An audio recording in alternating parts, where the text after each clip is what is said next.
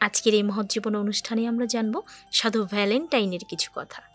সাধু ভ্যালেন্টাইন, যিনি ছিলেন রোমের সম্রাট দ্বিতীয় ক্লাউডিয়াসের শাসনামলে একজন রোমীয় পুরোহিত। তৎকালীন সময়ে ক্লোডিয়াস একটি আইন প্রণয়ন করেছিলেন যে কোনো যুবক বিয়ে করতে পারবে না, কারণ বিবাহিত যুবকরা ভালো সৈন্য হতে পারে না।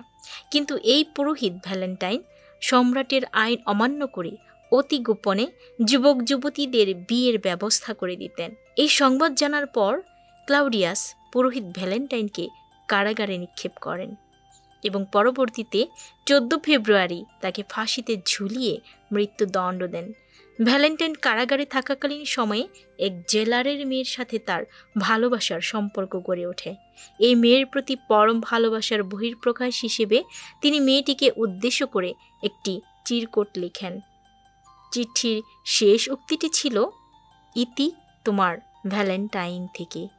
রোমের সম্রাট দ্বিতীয় ক্লাউডিয়াসের সময় থেকে এই ক্যাথলিক পুরোহিত ভ্যালেন্টাইনের নাম অনুসারে এই দিনটির নামকরণ করা হয় ভ্যালেন্টাইন্স ডে।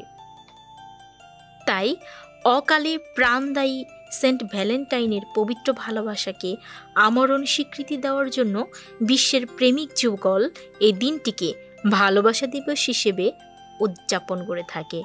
পর্যায়ক্রমে বিভিন্ন ধারায় এরকম আরও অনেক ঘটনার মধ্য দিয়ে ভালোবাসা দিবসের পরিচিতি বিস্তার লাভ করেছে। কিন্তু সাধু ভ্যালেন্টাইন নিজের প্রাণ বিসর্জন দিয়ে পবিত্র ভালোবাসার মূর্ত প্রকাশ ঘটিয়েছেন। ভালোবাসার জন্যেই ঈশ্বর এই পৃথিবী সৃষ্টি করেছেন। তাই ভালোবাসার আলোকবর্তিকার এই অফুরন্ত আলোয় উদ্ভাসিত হোক সমগ্র জাতি, কারণ পারস্পরিক শুভকামনা এবং কল্যাণই ভালোবাসার গভীরতম অর্থ বহন করে।